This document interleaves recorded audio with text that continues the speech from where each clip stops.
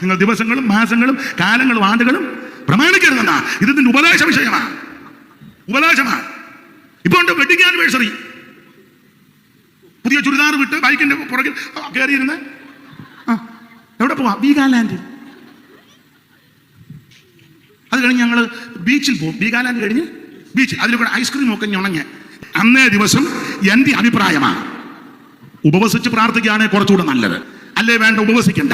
മാപ്പിളയും പെമ്പളും കൂടെ മുഴങ്കാലിൽ ഇരിക്കണം. എന്റെ ദൈവമേ, അനേക കുടുംബങ്ങൾ ശിഥിലമായപ്പോൾ, അനേകർ വിധവകളായപ്പോൾ, അനേകർ ഒറ്റപ്പെട്ടു പോയപ്പോൾ, ഞങ്ങൾക്ക് രണ്ടുപേർക്കും ഈ ഭൂമിയിൽ ഇതുവരെ ഒന്നിച്ച് ജീവിക്കുവാൻ ദൈവം തന്ന കൃപയ്ക്കായി രണ്ടുപേരും ദൈവത്തിന് മഹത്വം കൊടുക്കുക. അല്ലാതെ ഐസ്ക്രീമും ഞുണഞ്ഞ് ദൈവത്തിന് മഹത്വം കൊടുക്കുക. ഒക്കെന്നെങ്കിൽ സഭയായിട്ടൊരു യോഗം വെക്ക്. ദൈവദാസന്മാരും ദൈവമക്കളും വന്ന് ഒന്ന് പ്രാർത്ഥിക്കട്ടെ. നിനക്ക് നിന്റെ കുടുംബത്തിനും അനുഗ്രഹമാ. എന്തെങ്കിലും കെടുതികൾ ഉണ്ടെങ്കിൽ ആ പ്രാർത്ഥനയോടെ അതും മാറട്ടെ. ആവശ്യമില്ലാത്ത ആചാരങ്ങളും അനുഷ്ഠാനങ്ങളും ദൈവമക്കൾക്ക്